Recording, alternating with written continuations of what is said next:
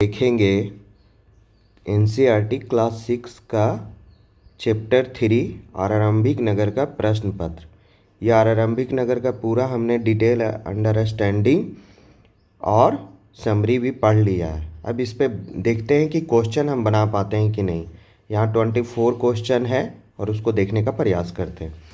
पहला क्वेश्चन है, हड़प्पा के नगरों में सूत कताई का काम होता था। तो होता था क्योंकि मोहनजोदाड़ो से मिला था, 2 जगह से चांदी के फूलदान पे, और क्या मिला था, और तांबे की वस्तुओं से चिपके हुए मिले थे। तो होता था। मेहरगढ़ में कपास की खेती होती थी। तो होती थी, 7000 साल पहले होता था। तो दोनों कथन सही है। अब कह रहा है कि नीचे दिए गए कूट का प्रयोग करके सही उत्तर का चयन करें। तो असर्शन और रीजन दोनों सही है, और रीजन असर्शन का सही स्पष्टीकरण है तो नहीं है। ये कह रहा है कि मेहरगढ़ में कपास की खेती होती थी, लेकिन ये बताया जाने का प्रयास किया जा रहा है कि 7000 साल पहले से ही हम लोग कपास की खेती कर रहे थे। तो इसलिए क्या है कि ये हड़प्पा में भी माना जाता है कि वहाँ भी कपास की खेती होती थी और सूत कताई का भी काम होता था और उसका अवशेष मिला है। तो इसलिए क्या है, असर्शन और रीजन दोनों सही है, परंतु रीजन जो है असर्शन का सही स्पष्टीकरण नहीं है। तो इसका आंसर हो जाएगा बी। सेकंड क्वेश्चन, हड़प्पा सभ्यता के अंत के विषय में मतलब किस तरह से समाप्त हो गया, विभिन्न वैज्ञानिकों के विभिन्न तर्क हैं।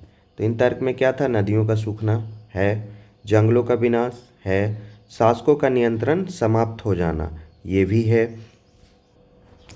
मैंने जो पढ़ाया था उसमें आपने देखा होगा कि मैंने 3 प्राकृतिक कारण पढ़ाया था। जो एनसीईआरटी में जो लिखा है मैंने सिर्फ उसी को पढ़ाया था। तो नदियाँ सूख गई थी, नदी था, जंगल था मतलब पानी था, जंगल था, और क्या था, और क्या था, एक बाढ़ था। तो ये बाढ़, नदी, जंगल, ये 3 प्राकृतिक कारण थे और एक राजनीतिक कारण था। तो यहाँ तीनों सही है, तो ये इसका उत्तर हो जाएगा डी। हड़प्पा कालीन मुहर, मुद्रा और मुहर बंदी के संदर्भ में निम्नलिखित कथनों पे विचार कीजिए। तो अगर आपने सही से वीडियो देखा होगा तो उसमें मैंने बताया है कि मुद्रा से क्या किया जाता था, मुहर बंदी किया जाता था। कैसे, गीली मिट्टी पे लेप लगा के उस पे इससे मुहर छाप दिया जाता था, सील किया जाता था। तो मुहर का प्रयोग सामान से भरे उन डिब्बों या थैलों को चिन्हित करने के लिए किया जाता था जो एक जगह से दूसरी जगह भेजे जाते थे। तो सही है। शासक वर्ग द्वारा प्रचलित मुहर को बंद करना मुहरबंदी कहलाता नहीं। मुहर से किसी सामान के डिब्बे को बंद करना, चिन्हित करने के लिए, वो मुहरबंदी है। तो ये क्या है, गलत है। तो इसमें क्या हो जाएगा, केवल एक। चौथा क्वेश्चन है, लोथल नगर के संदर्भ में निम्नलिखित में कौन सा कथन सही नहीं है। कौन सा कथन सही नहीं है। तो गुजरात में माही नदी के किनारे बसा था। तो नहीं, कहाँ बसा था, भोगवा नदी के किनारे। और वो क्या था, साबरमती का उपनदी था। और साबरमती का क्या था, उपनदी था। और इसमें जो एक इम्पॉर्टेंट बात है जो याद रखना है, ये क्या था, लोथल जो था खंभात की खाड़ी में था। कहाँ था, खंभात की खाड़ी में था। और धौलावीरा कहाँ था, कच्छ की खाड़ी में था। तो ये खंभात की खाड़ी में था और धौलावीरा कहाँ था, कच्छ की खाड़ी में था।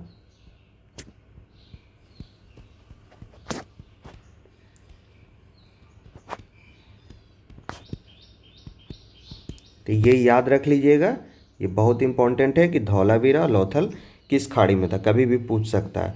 तो ये क्या है, यही कथन गलत है। यह एक बंदरगाह था, तो ये सही है। इस नगर में एक भंडारगिरी था, ये भी सही है। भंडारगिरी कहाँ कहाँ मिला है, मोहनजोदाड़ो में मिला है, हड़प्पा में मिला है, और कहाँ मिला, और लोथल में मिला है। तो लोथल, हड़प्पा, मोहनजोदाड़ो में क्या मिला है, भंडारगिरी मिला है। यहाँ से एक इमारत मिली है जहाँ मनके बनाने का काम होता था। तो सही है, चूँकि इसे क्या कहा जाता था, लोथल को मैनचेस्टर कहा जाता था। इसको सिंधु घाटी सभ्यता का क्या किया जाता था, मैनचेस्टर कहा जाता था। यहाँ पे बहुत सारे कारखाने थे मनके बनाने के, विशेषज्ञ रहते थे और वो सारे बनाते थे। पत्थर को तराशना काम था उनका और मनके बनाना काम था उनका। तो ये देखेंगे अगला क्वेश्चन, हड़प्पा का लोथल के बारे में फिर से पूछा है कि किस राज्य में स्थित है। तो कहाँ था, तो गुजरात के खंभात की खाड़ी में भोगवा नदी के किनारे स्थित था। साबरमती की एक उपनदी भोगवा नदी के किनारे स्थित था। इतना याद रखना, ये सिंपल क्वेश्चन है, गुजरात में था। अगला देखेंगे, हड़प्पा कालीन नगर दो भागों में विभक्त थे। दो भागों में विभक्त थे, दो से ज़्यादा भाग में भी विभक्त थे, परंतु इनमें से एक नगर तीन भागों में विभक्त था। तो जहाँ सूक्ष्म निरीक्षण किए हैं सेकंड पार्ट में, भाग 2 में, वहाँ पे हमने बताया है कि धौलावीरा को तीन भाग में बांटा गया था। यह एक इसकी विशेषता थी। धौलावीरा का वहाँ पे बहुत सारा विशेषता बताए गए थे। जो क्या क्या बताए थे, तो ये कच्छ इलाके में था, वहाँ साफ पानी, ज़मीन उपजाऊ थी, तीन भाग में बटे थे, और वहाँ पत्थर की ऊंची ऊंची दीवारें थी, और उसमें क्या थे, बड़े बड़े प्रवेश द्वार थे। वहाँ एक सार्वजनिक कार्यक्रम होने के लिए खुला मैदान भी था, और क्या था, वहाँ पे लकड़ी से जड़ा हुआ पत्थर पे बहुत बड़े बड़े अक्षरों में खुदाई की जाती थी। खुदाई किया हुआ एक अनोखा अवशेष मिला है। तो इस तरह से धौलावीरा के बारे में वहाँ पे 5-6 पॉइंट बताया गया है, जाके आप फिर से देख सकते हैं। तो इसका उत्तर क्या हो जाएगा, धौलावीरा हो जाएगा। हड़प्पा सभ्यता का एक महत्वपूर्ण नगर धौलावीरा जिस राज्य में स्थित है वह निम्नलिखित में से कौन सा है। तो यह भी कहाँ है, ये कच्छ की खाड़ी में, और कच्छ की खाड़ी कहाँ है, गुजरात में है। तो गुजरात में स्थित है। हड़प्पा रावी नदी के किनारे, सही है। मोहनजोदाड़ो सिंधु, सही है। कालीबंगा घग्गर, ये भी सही है। लोथल भोगवा, ये भी सही है। तो क्या पूछ रहा है, कूट से सही उत्तर चुनिए। तो क्या हो जाएगा इसका, 1 2 3 4। हड़प्पा काल के गांवों के संदर्भ में, तो गांवों के संदर्भ में क्या क्या कथन है, तो लोग नगरों के अलावा गांवों में भी रहते थे, तो रहते थे। हड़प्पा के लोग गेहूं, जौ, तो ये तो पहले से ही उपजा रहे थे। गेहूं और जौ क्या था, पहले से उपजा रहे थे, और धान भी पहले से उपजा रहे थे। दालें, मटर, तिल और सरसों उगाते थे। तो 7 तरह का वहाँ बताए हैं। तो ये उपजाते थे, और क्या करते थे, मछली भी मारते थे, और बेर भी इकट्ठे करते थे। तो ये भी सही है, और ये भी सही है। खेतों की जुताई के लिए हल का प्रयोग इस समय की नई बात थी। तो हाँ, नई बात थी, क्योंकि हल का ऐसे मिला नहीं है अवशेष। क्या मिला, हल का मिट्टी का बना हुआ खिलौना मिला है। तो उसको देख के हम लोग ये अनुमान लगाते हैं कि उस समय के लोग हल का प्रयोग करते थे, लेकिन उनके लिए क्या थी, नई बात थी। बहुत आसानी से नहीं करते होंगे, कुछ ही लोग के पास होते होंगे, और बाद में डेवलप हुए होंगे। तो ये भी सही है। सभी हड़प्पा नगरों में सिंचाई के लिए पर्याप्त जल था। तो पर्याप्त जल नहीं था। वहाँ पे क्या होता था, बारिश कम होता था। तो बारिश कम होता था, तो उन लोग क्या करते थे, सिंचाई का प्रयोग करते थे। तो इसलिए ये क्या हो जाएगा, कौन सा कथन सही नहीं है, तो कौन सा सही नहीं है, डी सही नहीं है। हड़प्पा सभ्यता में लोगों द्वारा किए जाने वाले आयात के संदर्भ में सूची 1 और सूची 2 को सम्मिलित कीजिए। तो क्या कह रहा है, आयातित वस्तु कहाँ से आता था, तो तांबा कहाँ से आता था, तांबा राजस्थान के खेतड़ी से आता था। तो ये हो जाएगा ए। और टीन कहाँ से आता था, तो ये तो अफगानिस्तान से ही आता था। और सोना, सोना को तो याद रख लेना है केजीएफ फिल्म से। तो ये हो गया कर्नाटक से, कोलार गोल्डफील्ड से। अब बहुमूल्य पत्थर कहाँ से आता था, तो गुजरात से आता था। बहुमूल्य पत्थर कहाँ से आता था, गोमेद और लाजवर्थ, ये सब बहुमूल्य पत्थर हैं जो गुजरात से आते थे। तो क्या हो जाएगा आंसर, तो हो जाएगा 3 2 4 1। तो देखिए कौन सा है, इसमें ए है। अगला क्वेश्चन देखेंगे कि हड़प्पा काल में प्रयोग किए जाने वाले फेंस, ये बहुत ही इंपॉर्टेंट वर्ड है एनसीईआरटी का, इसको याद रख लेना है। फेंस, इसमें 3 पॉइंट जरूर याद रखना है कि पहले कैसे बनता था, और फिर इससे क्या बनता था,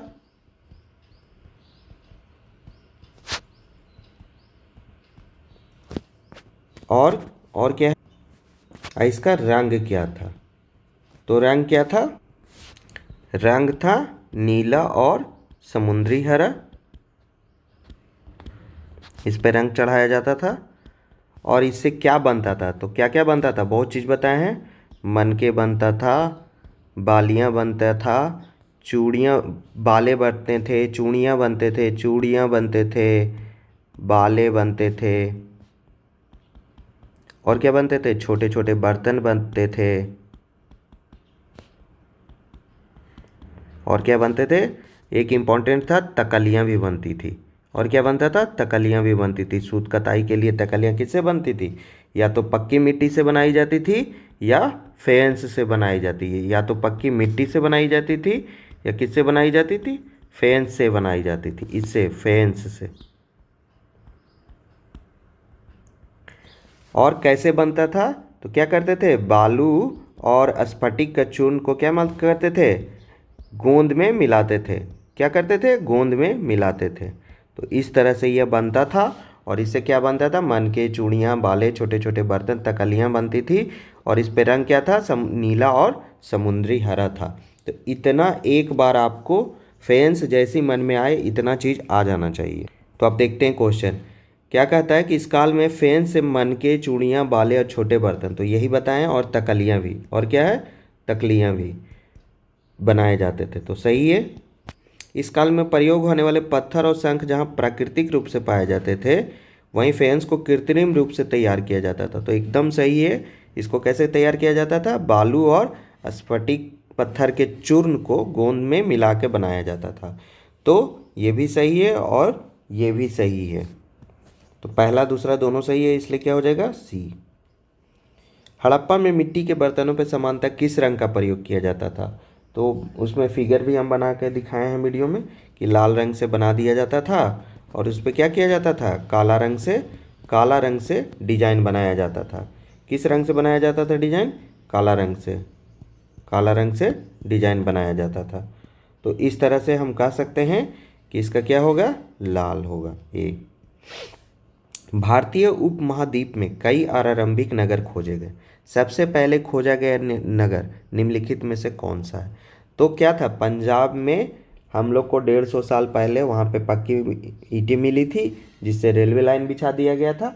और बाद में 80 साल पहले, लेकिन अभी से अगर जोड़ेंगे तो क्या हो जाएगा, ये 100 साल हो जाएगा और वो 150 साल क्या हो जाएगा, 175 साल हो जाएगा। चूँकि एनसीईआरटी में क्या यूज किया है, 2000 को बेंचमार्क माना है। तो 2000 से 150 साल पहले और अभी हम क्या हैं, 24 साल आगे आ गए हैं। तो क्या हो जाएगा, इसमें भी 24 जुड़ जाएगा और जो 80 साल है उसमें भी 24 जुड़ जाएगा। तो 104 साल पहले खोज हुआ हड़प्पा का और 175 पहले क्या हुआ, 174 ईयर पहले वहाँ से रेलवे लाइन बिछाया गया। क्या किया गया, रेलवे लाइन बिछाया गया। तो सबसे पहले क्या मिला, हड़प्पा मिला। सूती कपड़े के टुकड़ों के अवशेष निम्नलिखित में से किस हड़प्पा स्थल पर मिले। तो सूती कपड़े के टुकड़ों के अवशेष किस हड़प्पा स्थल पर मिले हैं, मोहनजोदाड़ो से मिले हैं। और कैसे मिले हैं, तो चांदी के फूलदान के ढक्कन से चिपके हुए, चांदी के फूलदान के ढक्कन से चिपके हुए,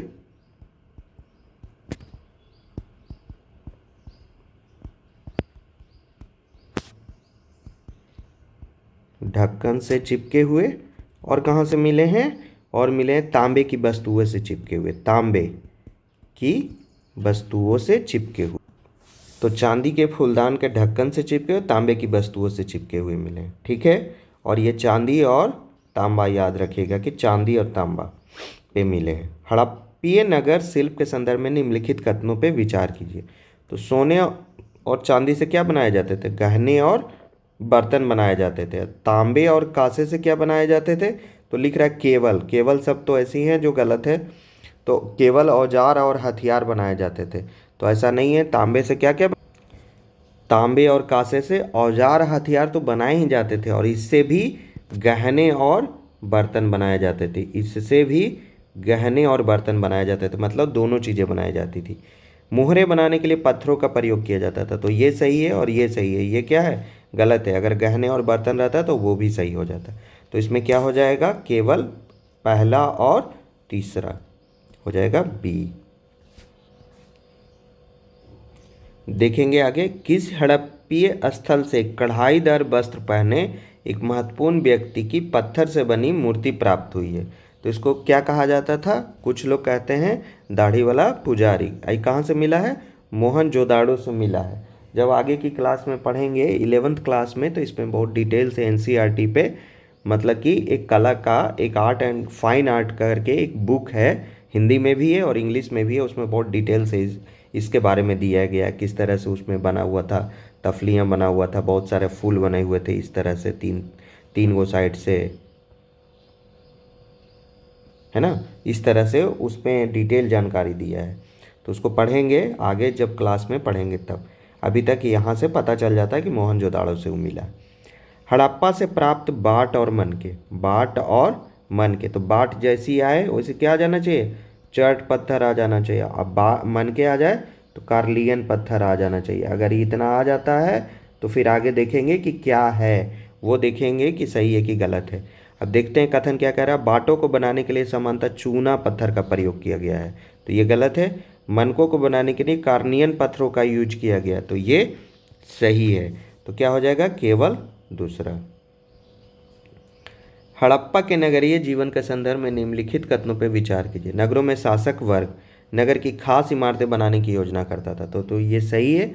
और क्या करता था शासक वर्ग, हमने जो समरी पढ़ाया है उसमें बताया है कि और क्या करता था, तो मन के सोने चांदी के आभूषण रखने का काम करता था, ये भी मैंने बताया।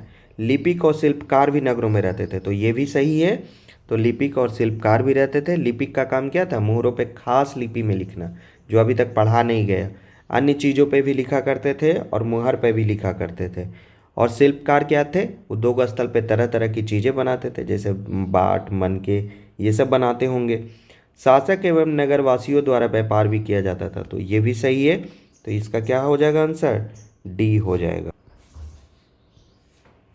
हड़प्पा सभ्यता में घर, नाले और सड़कें, तो घर के बारे में, नालों के बारे में और सड़कों के बारे में ये पूरा डिटेल से हमने पढ़ा था। तो घर क्या है, घर एक या दो मंजिला होती थी। घर क्या होता था, एक या दो मंजिला होती थी।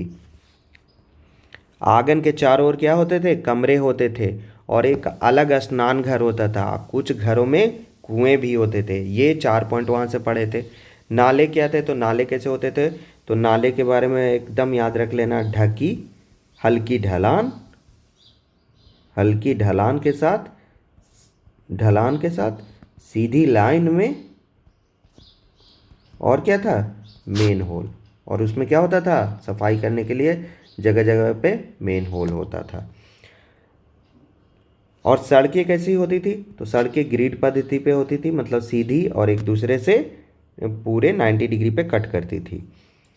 का निर्माण योजनाबद्ध तरीके से एक साथ ही किया जाता था। इन नगरों की ऐसी विशेषताओं के संदर्भ में निम्नलिखित में से कौन सा कथन सही नहीं है। तो सबसे पहले इसमें देखिए कि इसको एक साथ बनाया जाता था। ये बहुत इंपॉर्टेंट पॉइंट है। क्या बनाया जाता था, एक साथ बनाया जाता था। घर, नाले और सड़कें एक साथ बनाया जाता था, ताकि किसी का भी घर का नाली का पानी कहीं जाम ना हो जाए। आज क्या बनाया जाता है, जैसे तैसे लोग बना रहे हैं। कहीं कभी सड़क बन रहा है, तो कभी घर बन रहा है, कभी रोड बन रहा है, जिससे क्या होता है, आज भी पानी ही पानी सब जगह हो जाता है। तो देखते हैं, इन नगरों के घर आमतौर पे एक या दो मंजिले होते थे, तो सही है। अधिकांश घरों में एक अलग स्नान घर होता था और कुछ घरों में कुएं भी होते थे, तो ये भी सही है। इन सभी नगरों में नालों को खुला रखा जाता था। काहे खुला रखा जाएगा भाई, आदमी गिर जाएगा उसमें। इतने बढ़िया से बनाए जाते थे कि उसमें मेन होल होता था, ताकि बाद में मेन होल को हटा के उससे सफाई किया जा सके। तो कौन सा सही नहीं है, सी सही नहीं है। अगला क्या कह रहा है, हर नाली में हल्की ढलान होती थी ताकि पानी आसानी से बह सके। एकदम सही है। क्या था, हल्की ढलान होती थी। अब आगे देखेंगे, किन स्थानों पर हड़प्पा नगर प्राप्त हुए हैं। तो इन हड़प्पा नगरों के बाद बात है, तो सिंध कहाँ है, पाकिस्तान में, सही है। गुजरात, भारत, जैसे लोथल, धौलावीरा मिला। राजस्थान से भी मिला, कालीबंगा मिला। हरियाणा, हरियाणा से भी मिला, पंजाब से भी मिला। तो ये सारे क्या हैं, सही है। सभी जगह से हड़प्पा के नगर प्राप्त हुए हैं। चलिए ये भी देख लेते हैं कि हड़प्पा नगर क्या क्या मिला है। तो सिंध और पाकिस्तान से क्या मिला था, मोहनजोदाड़ो मिला था। गुजरात से लोथल और धौलावीरा मिला था। राजस्थान से कालीबंगा मिला था। हरियाणा से क्या मिला था, बनवाली मिला था, ये एनसीईआरटी में नहीं है। और पंजाब से क्या मिला था, भारत के पंजाब से रोपड़ मिला, तो ये एनसीईआरटी में नहीं है। बस इसको जानकारी के लिए याद रख लीजिए। अभी के क्लास 6 के एनसीईआरटी में नहीं, आगे के क्लास में पढ़ाया गया है। हड़प्पा सभ्यता से प्राप्त नगरों के संदर्भ में निम्नलिखित कथनों पर विचार कीजिए। तो कालीबंगा और लोथल से अग्निकुंड मिला है, तो ये एकदम सही है। ये है हड़प्पा, मोहनजोदाड़ो और लोथल से बड़े बड़े भंडारगृह मिले, तो ये भी सही है। कौन सा कथन सही है? तो दोनों सही है। और 22 क्वेश्चन देखेंगे कि मोहनजोदाड़ो में खास तालाब, जिसे पुरातत्वविदों ने क्या कहा है? महान स्नानागार कहा है। इस स्नानागार की विशेषता के संदर्भ में तो पूरा इसमें डिटेल से हम पढ़ाए हैं इस महान स्नानागार के बारे में कि ईंट और प्लास्टर से बना है, प्लास्टर के ऊपर चारकोल की परत थी, विशिष्ट नागरिक विशेष अवसर पर यहाँ स्नान करते थे, पानी कुओं से लाए जाते थे, नहरों वहरों से नहीं लाए जाते थे, चारों ओर कमरे थे और दोनों तरफ से सीढ़ियाँ थी। दोनों तरफ से 180 डिग्री से क्या थी? सीढ़ियाँ थी। तो इतना बात आपको याद हो जाना चाहिए। तो अब पढ़ते हैं इसमें कौन कौन पॉइंट दिया। इस तालाब को बनाने में ईंट और प्लास्टर का इस्तेमाल किया गया था, सही है। उस पर चारकोल की परत थी। इसमें पानी का रिसाव रोकने के लिए चारकोल की परत चढ़ाई गई थी, तो ये भी सही है, दोनों पॉइंट हो गया। इसमें दोनों तरफ से उतरने के लिए सीढ़ियाँ बनाई गई थी, तो बनाई गई थी 180 डिग्री पे सीढ़ियाँ बनाई गई थी। और क्या था? और इसमें पानी भरने के लिए सिंधु नदी से छोटी नहरें निकाली गई थी। नहीं, कहाँ से पानी लाया जाता था? तो कुएं से पानी भरा जाता था इसमें। और क्या करते थे? विशिष्ट नागरिक, और ये 2 पॉइंट छोड़ दिए गए हैं इसमें, तो वो भी याद रख लीजिए यहाँ पे कि विशिष्ट नागरिक विशेष अवसर पे स्नान करते थे और उसके चारों ओर कमरे थे। अगर आज भी राजगीर के कुंड में जब नहाने कभी चले गए आप लोग, स्नान करने जाइएगा, तो देखिएगा कि वहाँ लोग नहाते हैं और चारों तरफ कमरे हैं। वो कमरों में क्या है? कपड़े बदलने के लिए होते थे। तो इस तरह से महान स्नानागार का पॉइंट यहाँ पे इस क्वेश्चन में पूरा का पूरा कंप्लीट हो जाता है। अब आगे देखते हैं, हड़प्पा सभ्यता के नगरों की विशेषता के संदर्भ में निम्नलिखित में कौन सा कथन सही नहीं है? निम्नलिखित में कौन सा कथन सही नहीं? इन नगरों में से कई नगरों को 2 या उससे अधिक हिस्सों में विभाजित किया गया था, तो ये सही है। समानतः पश्चिमी भाग छोटा लेकिन ऊंचाई पे और पूर्वी हिस्सा बड़ा लेकिन निचले इलाकों में बनाया जाता था, तो सही है। इस तरह का फिगर हम भी बनाए हैं वहाँ पे कि ये हिस्सा बड़ा दिखाए हैं और ये हिस्सा छोटा है, जो नगर दुर्ग कहलाता था। और ये क्या कहलाता था? ये कहलाता, ये था नगर दुर्ग और ये था निचला नगर। ये क्या था? निचला नगर, जो थोड़ा कम ऊंचाई पे बना हुआ था और पूरी की पूरी पक्की ईंटों से घेरा हुआ था। तो पश्चिमी भाग छोटा था, सही है, ऊंचाई पे था, ये भी सही है। पूर्वी हिस्सा बड़ा था लेकिन निचले इलाकों में बना था, तो ये पूरा का पूरा सही है।